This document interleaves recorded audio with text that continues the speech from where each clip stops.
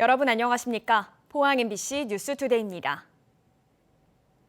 경북 동해안은 오늘 비가 내리겠습니다. 내일 저녁까지 이어질 텐데요. 예상 강수량은 5에서 80mm 정도입니다. 조주경 기상캐스터입니다.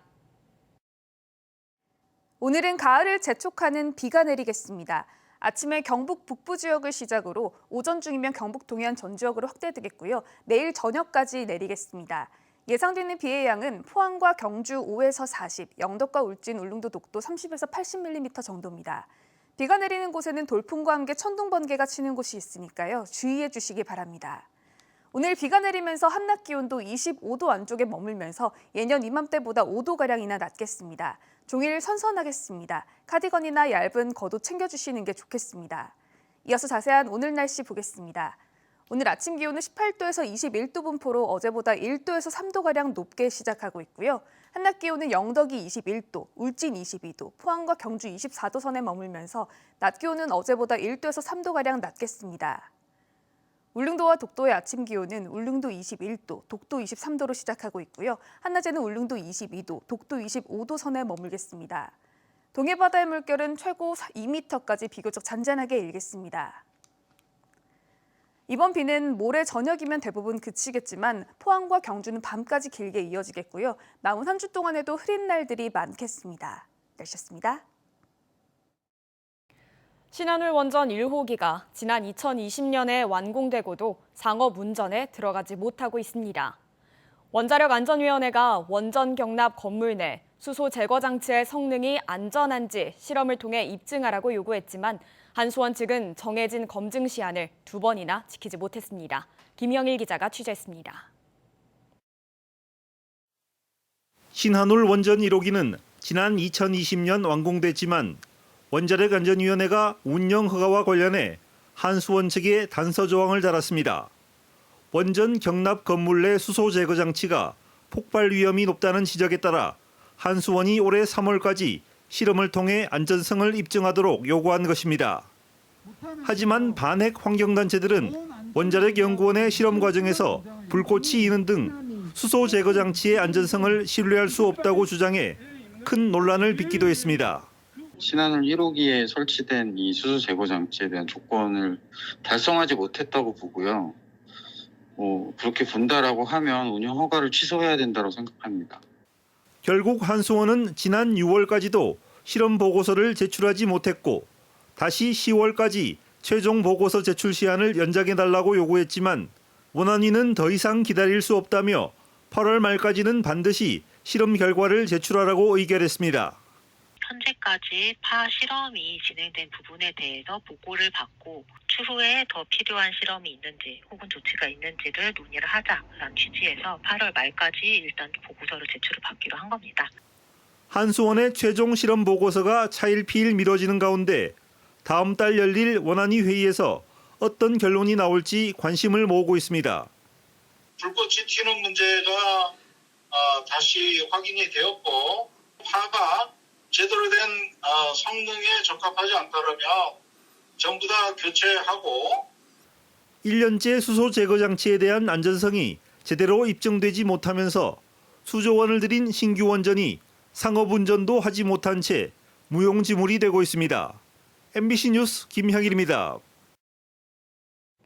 경상북도는 각급 학교의 개학을 맞아 안전한 통학 환경 조성을 위해 어제부터 9월 말까지 학교 주변 불법 광고물 정비에 나섭니다. 주요 정비 대상은 낙하 위험이 있는 노후 간판, 음란 퇴폐적인 유해 광고물, 보행자의 통행에 지장을 초래하는 현수막이나 풍선형 입간판 등입니다. 특히 경주와 영천 등 5개 시군에는 5개 광고협회 등과 함께 학교 주변 어린이 보호구역과 교육환경보호구역 내 상가, 유흥업소 등이 밀집한 가로변에 대해 중점 정비를 펼치기로 했습니다. 경북의 해상 관문인 포항 영일만항의 물동량이 심각한 수준까지 줄었습니다. 코로나19와 러시아, 우크라이나 전쟁 등 외부 변수 때문인데요. 다시 활성화시킬 수 있는 방법은 없을까요? 이규설 기자가 고민해봤습니다. 전 세계를 덮친 코로나19 팬데믹, 그리고 지난 2월에 시작된 러시아 우크라이나 전쟁. 예상하지 못했던 이 두 사건은 나비 효과가 되어 포항 영일만항을 초토화시켰습니다. 2017년부터 조금씩 회복되던 물동량은 코로나19의 영향으로 내리막길로 돌아섰고 올해 상황은 더 심각합니다. 영일만항 전체 컨테이너 물동량의 43%를 차지하던 마츠다 자동차의 러시아 수출이 전면 중단됐고 실어 나를 물건이 없어 지난해 5월부터는 영일만항 인입철도를 오가던 화물 열차도 멈췄습니다. 1,700억 원짜리 철도가 놀고 있는 겁니다.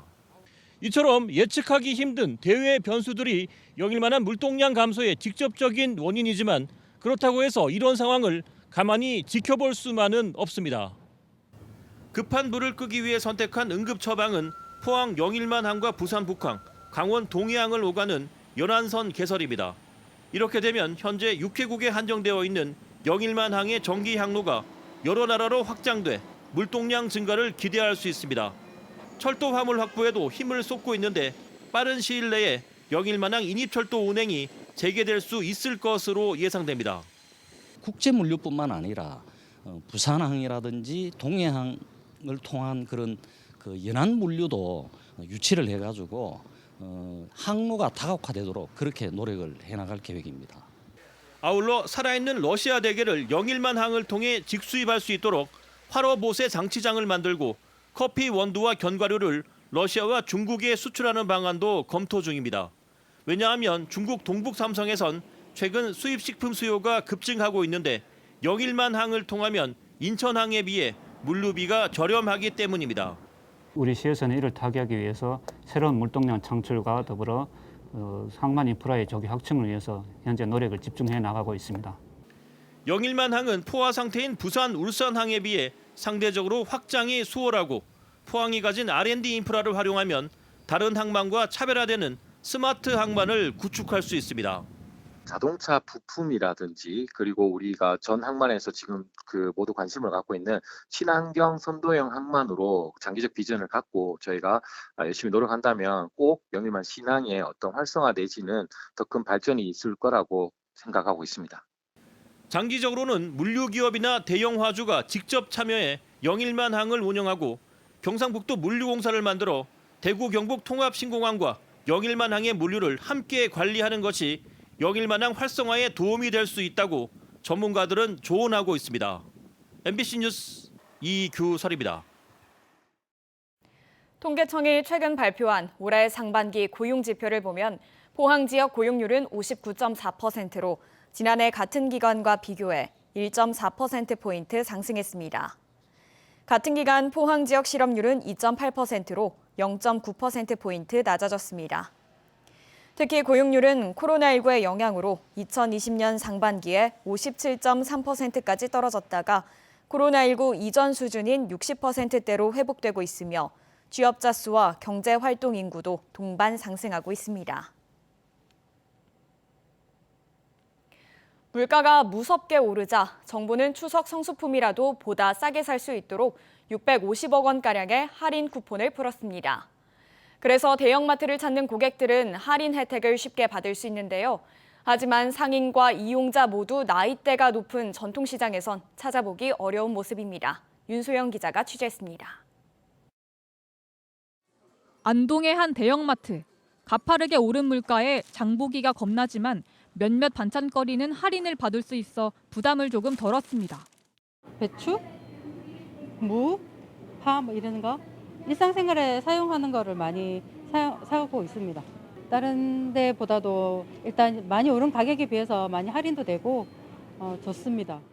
다음 달 12일까지 대형마트에선 정부 지원으로 추석 성수품인 농축산물을 20% 저렴하게 한 사람당 2만 원까지 할인받을 수 있습니다. 계산대에서 금액이 자동으로 차감돼 할인 소식을 몰랐더라도 혜택을 받을 수 있습니다. 전통시장에서는 더 높은 30% 할인이 적용되고 한 사람당 3만 원까지 사용할 수 있습니다. 하지만 복잡한 사용 절차에서 막힙니다. 전통시장 이용자들은 대형마트와 달리 제로페이 앱에서 모바일 상품권을 판매 날짜에 맞춰서 선착순으로 구매해야 하기 때문입니다. 어렵게 상품권 구입에 성공해도 사용 가맹점을 찾지 못해 이용하지 못하는 경우가 허다합니다. 안동 신시장의 농축산물 가게는 모두 25곳. 이 가운데 해당 상품권을 사용할 수 있는 곳은 단 한 곳에 불과합니다. 상인들이 사전에 전국상인연합회에 해당 상품권에 대한 가맹점 등록을 해야 했지만 이런 정책이 있는 줄도 몰랐습니다. 확실히 몰라요. 모바일을 못하고 그냥 카드로 하시고 안 그러면 안 사고 가시고 그렇죠. 고객과 상인 대부분이 연령층이 높은 전통시장에선 현금이나 종이 상품권을 주고받는 경우가 더 흔해서 디지털 중심의 지원책은 현실적이지 않다는 지적이 나옵니다. 모바일보다는 종이 상품권 한 90% 이상 사용하고 있죠. 네. 앞으로 언젠가는 모바일로 다 바뀌는데 그 이제 차츰 시기에 따라 맞춰가지고 진행을 해야 되겠죠. 모두가 상생하자며 나온 할인 정책에서 전통시장만 소외되지 않을 수 있도록 세심한 고민이 필요해 보입니다. MBC 뉴스 윤소영입니다.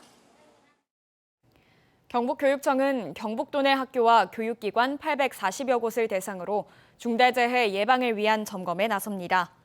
점검 사항은 현장 위험 요인에 대한 개선 절차 마련 여부와 안전보건 예산 편성 현황 등입니다. 중대재해처벌법 의무 이행 사항에 대한 자체 점검 결과를 바탕으로 보완이 필요한 경우 다음 달부터 현장 점검 등을 실시할 예정입니다. 대구의 부동산 시장 상황이 한 달 전 규제 지역에서 해제되면서 숨통이 트일 거란 예상은 빗나가고 있습니다. 금리는 계속 오르고 수요를 넘어선 공급 과잉으로 거래 자체가 급감했는데요. 앞으로 2년간 입주 물량이 폭증하면서 가뜩이나 과잉 공급 상태인 지역 부동산 시장에 더 얼어붙을 것이란 전망입니다. 김은혜 기자입니다. 대구 수성구에 있는 한 아파트, 2개월 전보다 호가를 2, 3억 내려내놔도 문의조차 뜸하다고 합니다.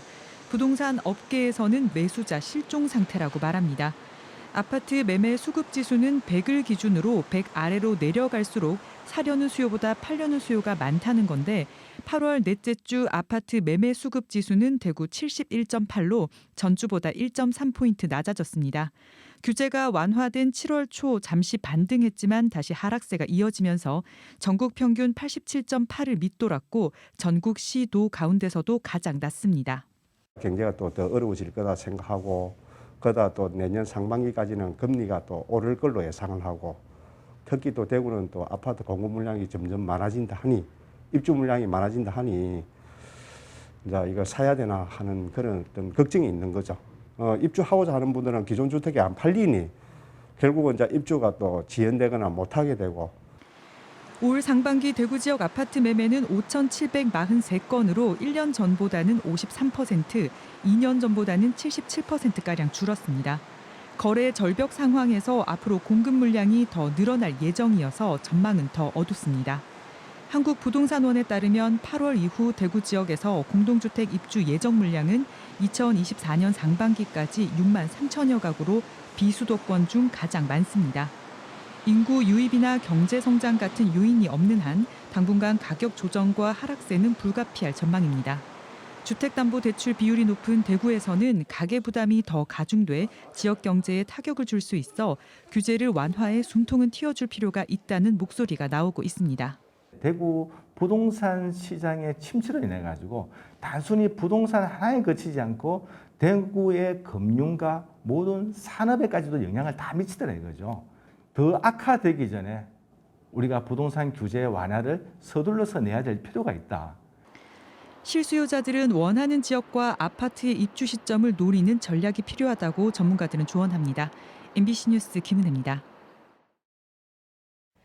포항시가 해외 시장 개척을 통해 쌀값 폭락 위기 극복에 나서고 있습니다. 시는 지난 26일 포항시 청하면에서 재배한 다솜쌀 12톤을 UAE에 수출한 데 이어 9월에는 포항 우렁이쌀 24톤을 미국에 수출할 계획입니다. 시는 포항 지역 쌀 재배단지가 수출 전문단지로 선정될 수 있도록 행정력을 집중하고 있습니다. 경상북도와 경주시는 내일까지 경주 화백 컨벤션 센터에서 국제 원자력 수출 안전 콤팩스를 개최합니다.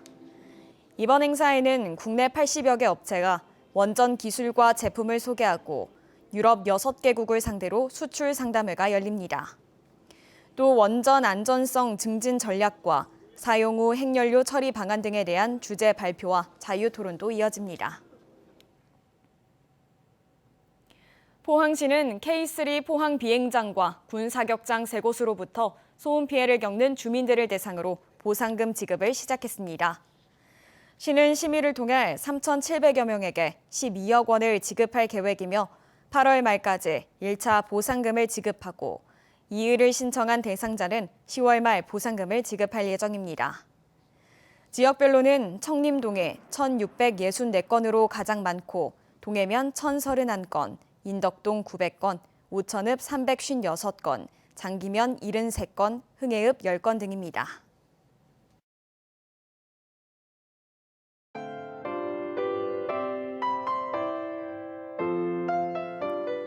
오늘은 가을을 재촉하는 비가 내리겠습니다.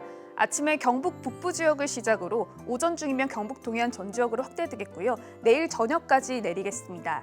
예상되는 비의 양은 포항과 경주 5에서 40, 영덕과 울진, 울릉도, 독도 30에서 80mm 정도입니다. 비가 내리는 곳에는 돌풍과 함께 천둥 번개가 치는 곳이 있으니까요. 주의해 주시기 바랍니다. 오늘 비가 내리면서 한낮 기온도 25도 안쪽에 머물면서 예년 이맘때보다 5도가량이나 낮겠습니다. 종일 선선하겠습니다. 카디건이나 얇은 겉옷 챙겨주시는 게 좋겠습니다.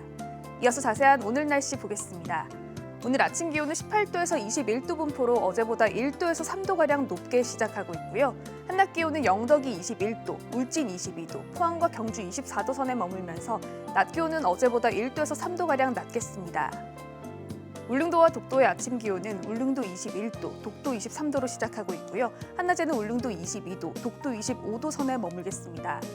동해 바다의 물결은 최고 2m까지 비교적 잔잔하게 일겠습니다.